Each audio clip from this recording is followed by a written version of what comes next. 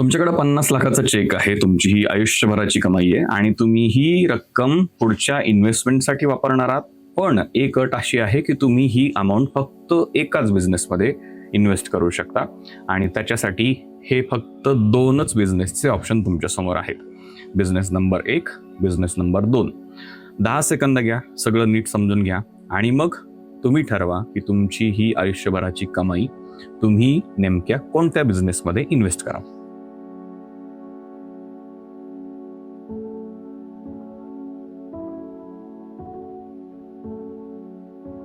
निवडलं? आता हे उत्तर लक्षात ठेवा, कारण ॲट दी एंड आयदर तुम्हाला एकदम कॉन्फिडंट फील होईल किंवा आश्चर्यचकित करणारा एक प्रश्न पडेल की तुम्ही या कन्क्लुजनपर्यंत, या उत्तरापर्यंत नेमके कसे पोहोचला. ठीक आहे, आता या 2 बिझनेसला आपण म्हणूयात, एक आहे लाऊड बिझनेस, दुसरा आहे क्वाईट बिझनेस. आता एक दुसऱ्यापेक्षा बेटर आहे का? तर नाही, असं काही नाही. आपण असं म्हणतोय कारण बाहेरून तसेच ते दिसत आहेत. एक दिसतोय लाऊड बिझनेस आणि एक दिसतोय क्वाईट बिझनेस. जसं नाव आहे तसंच. लाऊड बिझनेस हा सगळीकडे आहे. तो ॲड्स करतो, कॉन्टेंट करतो, इव्हेंट्स करतो, अवॉर्ड्स फंक्शनमध्ये दिसतो, पॉडकास्टला आहे, लोक त्याच्याबद्दल बोलतात. आणि त्याच्या अपोजिट आहे क्वाईट बिझनेस. हा हार्डली या अशा ॲक्टिव्हिटीज करतो. तो अटेन्शन चेस करत नाही, त्याच्यानंतर तो एक्साइटिंग दिसत नाही. आणि जर तुम्ही या दोघांच्या समोरून गेलात तर कदाचित तुम्ही सुद्धा अज्युम कराल की याच्यापैकी नेमका कोणता जिंकतोय. आणि हीच गोष्ट प्रत्येक जण आज अज्युम करतोय. आता इंटरेस्टिंग गोष्ट अशी की दोघंही फाउंडर्स इंटेलिजंट आहेत, हुशार आहेत. दोघांनी वर्ष घेतलेत बिझनेस उभा करायला. दोघांना कस्टमर्स नीट समजतात. त्याच्यानंतर दोघांनी कष्ट घेतलेले आहेत, हार्डवर्क केलेलं आहे. कोणीच आळशी नाहीये, कोणीच असं नाहीये की अमुक एकाला बिझनेसच कळत नाही, असं काहीच नाहीये. हे सगळं महत्वाचं आहे, कारण आपल्याला stupid founder versus smart founder असं अजिबात नाही बघायचं. कारण रिअल लाईफमध्ये जर तुम्ही बिझनेस ऑब्झर्व केले तर गोष्टी नेमक्या कशा आहेत हे तुम्हाला क्लिअर पिक्चर कळून येईल. सगळ्यात मोठी कोणती मिस्टेक होत असेल तर ती अशा लोकांकडनं होते ज्यांचे इंटेन्शन चांगले आहेत, जे रिझनेबल लॉजिक वापरतायत. आणि हे रिझनेबल लॉजिक कशाच्या बेसवर आहे? तर इनकम्प्लीट रियालिटीच्या बेसवर. आता दुसरे कोणते आकडे बघायच्या आधी मला तुम्हाला एक वेगळा प्रश्न विचारायचा आहे. इमॅजिन करा की तुम्ही एका बोर्ड मीटिंगमध्ये बसलाय जिथं या लाऊड बिझनेसने त्यांचा क्वार्टरली रिव्ह्यू जस्ट प्रेझेंट केला आणि त्यांचे बरेच आकडे किंवा बऱ्याच गोष्टी तुमच्या समोर आल्यात. रेव्हेन्यू वाढताना दिसतोय, मार्केटिंग वर्क होताना दिसतीये, त्याच्यानंतर लीड्स वाढतायत, प्रत्येक टीम मेंबरला एकदम मस्त फील होतोय. आणि अचानक कोणीतरी म्हणतं की आपण आता नवीन ब्रँच ओपन केली पाहिजे, ती आता वेळ आलेली आहे. आता या मोमेंटला तुम्ही हो म्हणाल की नाही म्हणाल? खरंच डिसाईड करा. मी तुम्हालाच प्रश्न विचारतोय, कारण तुम्ही जो कोणता डिसिजन घ्याल त्याच्या हिशेबाने तुम्ही पुढं कोणत्या गोष्टी नोटीस करणार आहे हे सगळं डिपेंड आहे. बहुतेक जण हो म्हणतील आणि तो एकदम रिझनेबल डिसिजन आहे. आणि कदाचित माझ्यासमोर सुद्धा तसे जर आकडे प्रेझेंट केले असते तर कदाचित मी सुद्धा त्याला हो म्हटलो असतो. आणि म्हणूनच आपल्याला ही गोष्ट डीप लेवलला जाऊन स्टडी करायची. आता तो डिसिजन एकदम चुकीचा आहे असं अजिबात नाही. तो रिस्पॉन्सिबल फील होतो, त्याच्यानंतर तो ॲम्बिशियस फील होतो आणि तो सेफ सुद्धा वाटतो, तसा सुद्धा फील होतो तो. त्या फाउंडरनी एक्सपान्शन जे आहे ते अप्रूव्ड केलं, कन्स्ट्रक्शन सुरू झालं, हायरिंग सुरू झालं, त्याच्यानंतर इन्व्हेंटरी वाढायला लागली, मार्केटिंग बजेट पुन्हा एकदा वाढलं आणि सगळं काही असं दिसायला लागलं की एखादा बिझनेस सक्सेस होताना ज्या पद्धतीनं लोक ऑनलाईन बोलतात त्या पद्धतीने या सगळ्या गोष्टी दिसायला लागल्या. आणि मग काहीतरी घडलं. कोणतीच ड्रॅमॅटिक गोष्ट नाही, कोणतंच हेडलाईन नाही, कोणतंच डिझास्टर नाही, फक्त एक नंबर जो बदलला नाही, तो म्हणजे प्रॉफिट. रेव्हेन्यू वाढत गेला पण प्रॉफिटचा आकडा काही वाढलेला दिसला नाही. मग फायनान्स टीमने ब्लेम केलं रायझिंग कॉस्टला, रिझनेबल गोष्ट. मार्केटिंगने ब्लेम केलं इन्फ्लेशनला, रिझनेबल गोष्ट. त्याच्यानंतर सेल्स टीमने ब्लेम केलं डिस्काउंट्सला, रिझनेबल ती सुद्धा गोष्ट. त्याच्यानंतर हे 3ही एक्सप्लेनेशन बघितले तर सेन्सिबल आहेत. आता माझा प्रश्न तुम्हाला आहे, तुम्हाला काय वाटतं की नेमका कोणता खरा आहे? एकच निवडा, ओव्हर थिंकिंग करू नका. आता हे थोडा वेळ बाजूला ठेवूयात, कारण त्या क्वाईट बिझनेसमध्ये ना जरा वेगळ्या गोष्टी काहीतरी घडतात. तिथं एक्सपान्शन नाहीये, सेलिब्रेशन नाहीये, अवॉर्ड नाहीये, व्हायरल कॅम्पेन नाहीये. तिथं प्रत्येक सोमवारी एक मीटिंग होतीये, नेहमी सेम 30 मिनिटाची, प्रत्येक आठवड्याला दर सोमवारी. आणि फाउंडर फक्त फक्त एकाच रिपोर्टबद्दल विचारतो. आता हा रेव्हेन्यूबद्दल नाही आहे, मार्केटिंगबद्दल नाही आहे, फॉलोअर्सबद्दल नाही आहे, एन्क्वायरीबद्दल नाही आहे, फक्त एक रिपोर्ट. आता हा रिपोर्ट नेमका काय हे मी तुम्हाला आत्ता दाखवणार नाही आहे किंवा सांगणार नाही आहे, कारण मी जर ते सांगितलं तर आपला जो स्टडी चालू आहे तो खूप लवकर संपून जाईल. त्याच्याऐवजी काय करूयात, तुम्ही त्या प्रश्नाबद्दल विचार करा. या रिपोर्ट मागचा तो प्रश्न, असा कोणता प्रश्न आहे की जो रेव्हेन्यूपेक्षाही जास्त महत्वाचा आहे, तो कोणता प्रश्न असेल हे तुमच्या डोक्यात ठेवा. याच्याकडे आपण परत येऊच. 3 महिने गेले, त्याच्यानंतर लाऊड बिझनेसने त्यांचं नवीन जागेतलं जे ओपनिंग आहे ते एकदम दणक्यात साजरं केलं. लॉन्च डे एकदम जबरदस्त दिसत होता, गर्दी होती, फोटो सगळ्यांनी काढले, त्याच्यानंतर मीडिया कव्हरेज आलं, टीमने सेलिब्रेशन केलं, कस्टमर्सनी कॉंग्रॅच्युलेशन केलं. सगळं काही एका दिशेला पाहिलं गेलं, ते म्हणजे सक्सेस. पण 6 आठवड्यांनी त्या फाउंडरनी एक असा प्रश्न विचारला ज्याचं त्याच्या टीम मधल्या कोणीच उत्तर देऊ शकलं नाही. तो प्रश्न होता, आपण एवढं हार्डवर्क करतोय पण आपण स्ट्रॉंगर का बनत नाही आहोत किंवा बनलो नाहीयेत.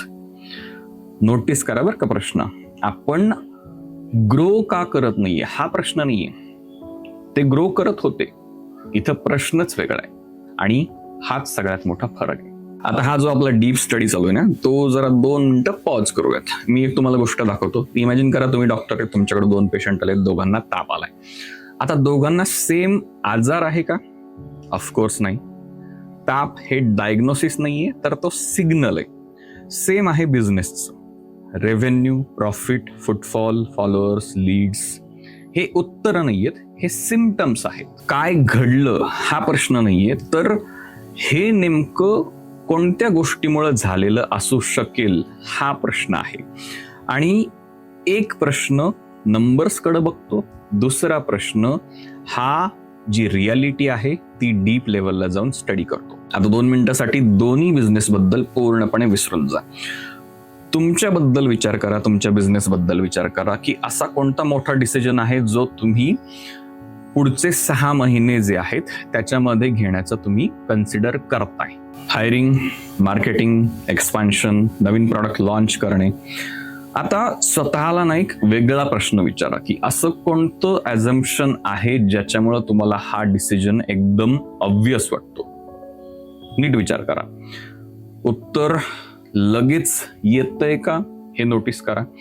कारण जर ते एकदम इझिली पटकन येत असेल तर इथंच ते डीप लेवलला जाऊन स्टडी करण्याची अत्यंत गरज आहे. लाऊड बिझनेस आणि क्वाइट बिझनेस, आपण नेमकं काय ॲझ्युम केलंय बघायचं डीप लेवलला जाऊन.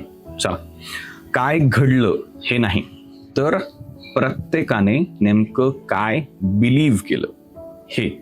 कारण बिझनेसेस डिसिजन्स घेत नसतात, लोक डिसिजन्स घेतात. लाऊड बिझनेसने बिलीव्ह काय केलं, जास्त कस्टमर प्रॉब्लेम सॉल्व्ह करू शकतील, रिझनेबल गोष्ट आहे.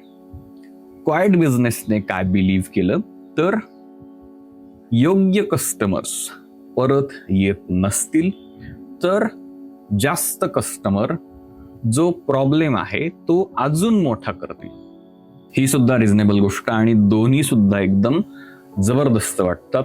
फक्त एकच बरोबर असू शकते. त्या मंडे मीटिंगकडे परत जाऊयात. मगाशी जो रिपोर्ट दाखवला नाही किंवा सांगितलं नाही त्या या गोष्टी, त्याच्यामध्ये रेव्हेन्यू नाही, मार्केटिंग नाही, सेल्स नाही, फक्त त्याने एक गोष्ट मागितली, ती म्हणजे कस्टमरकडनं पहिल्या 90 दिवसात झालेले रिपीट परचेस.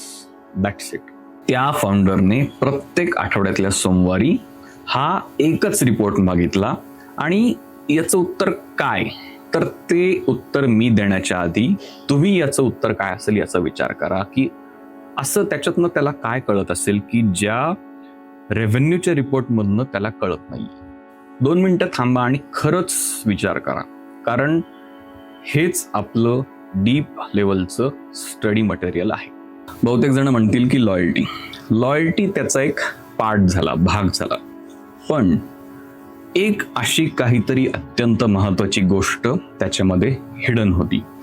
तो रिपोर्ट सेल्स मेजर नव्हता करत, तो रिपोर्ट हे मेजर करत होता की पहिल्या एक्सपिरियन्सने दुसरी संधी निर्माण केली की नाही. ते दोन्ही वेगळे बिझनेस आहेत. एक ट्रान्झॅक्शन मेजर करतो आणि दुसरा मेजर करतो डिसिजन्स. एक विचारतो त्यांनी खरेदी केलं का, दुसरा विचारतो आपण आणखी एक संधी निर्माण केली का.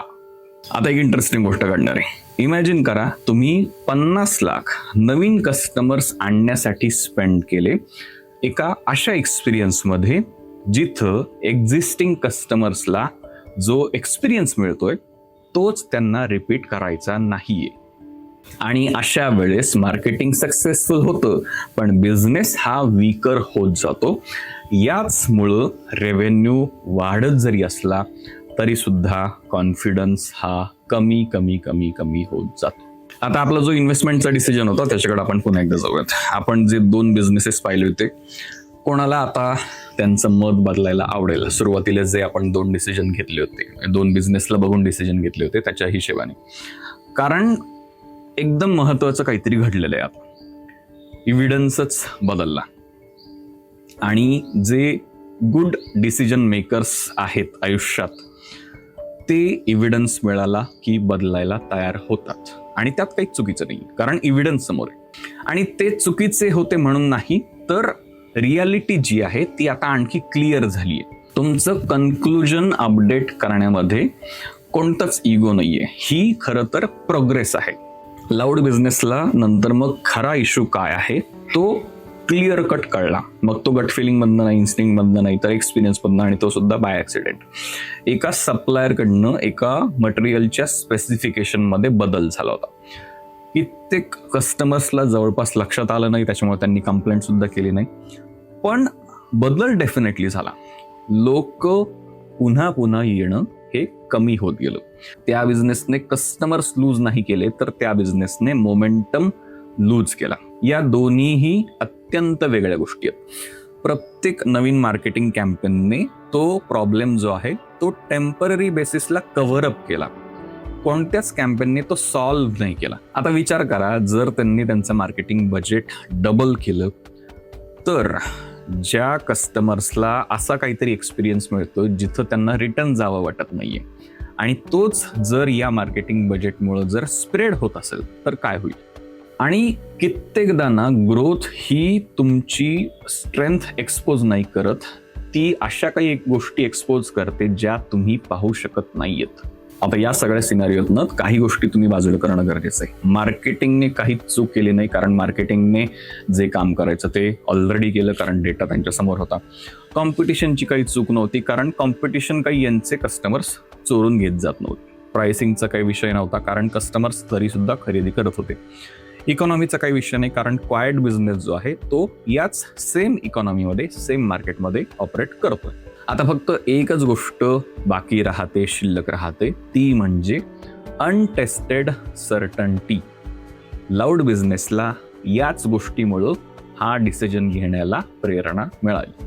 आता एक गोष्ट नीट नोटीस करा, इथं मी डेटा नाही म्हटलं कारण इथं डेटा हिरो नाहीये. डेटा काय, फक्त इव्हिडन्स आहे. खरा जो प्रॉब्लेम आहे तो खूप आधी आलाय. फाउंडर हा एकदम कॉन्फिडंट बनला ती गोष्ट ऍक्च्युली मार्केटमध्ये टेस्ट करण्याच्या ही आधी. ती गोष्ट खरंच सर्टन आहे का, त्याचा डेटा, त्याचा एव्हिडन्स बघायच्याही आधी त्याला कॉन्फिडन्स आला. आता तो कॉन्फिडन्स म्हणता येईल की ओव्हर कॉन्फिडन्स, तुम्ही विचार करा. ही खरी तर चूक आहे. आता एक अशी गोष्ट जी मला वाटतं प्रत्येक फाउंडर जो आहे, बिझनेस ओनर जो आहे तो एक्सपिरियन्स करत असतो, ती म्हणजे सक्सेसमुळं त्यांना कॉन्फिडन्स लक्षात येतो किंवा सक्सेस हा तुम्हाला कॉन्फिडन्स शिकवतो. कॉन्फिडन्स तुमचे डिसिजन्स स्पीडअप करतो.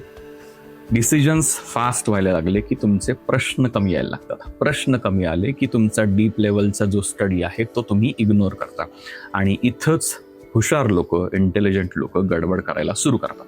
आता इथं ते कमी कॅपेबल आहेत म्हणून नाही, तर त्याचं कारण असं की कालचं जे सक्सेस आहे त्याने आजचे जे ॲझम्पशन्स आहेत ते एकदम ट्रस्टवर्दी वाटायला लागले. मार्केट शांतपणे बदलतात, आपला कॉन्फिडन्स हा युज्युअली लगेच बदलत नाही. आता 2 मिनिटासाठी हे दोन्ही बिझनेस बाजूला ठेवा. इमॅजिन करा की तुम्हाला हे पुढचे डिसिजन्स घ्यायचेत. नवीन ब्रँच ओपन करणं तुमच्याच बिझनेसची, त्याच्यानंतर 10 लोक हायर करणं, 25 लाख मार्केटिंगवर स्पेंड करणं, नवीन प्रॉडक्ट लॉन्च करणं किंवा ज्या किमती आहेत त्या कमी करणं. ठीक आहे. आता तुम्ही कमिट करायच्या आधी स्वतःला हा प्रश्न विचारू नका की हे खरंच काम करेल का, कारण हा चुकीचा प्रश्न आहे. तुम्ही एक एकदम अनकम्फर्टेबल प्रश्न विचारणं गरजेचं आहे. तो प्रश्न म्हणजे असा: मी चुकलो आहे हे मान्य करण्यापूर्वी मला नेमकं काय पाहावं लागेल. कारण हा एकच प्रश्न तुमचा डीप लेवलचा स्टडी जो आहे तो कसा सुरू होणार हे सगळं डिसाईड करतो. कारण आता तुम्ही कन्फर्मेशन नाही शोधत आहेत, तर तुम्ही रियालिटी काय आहे हे शोधताय.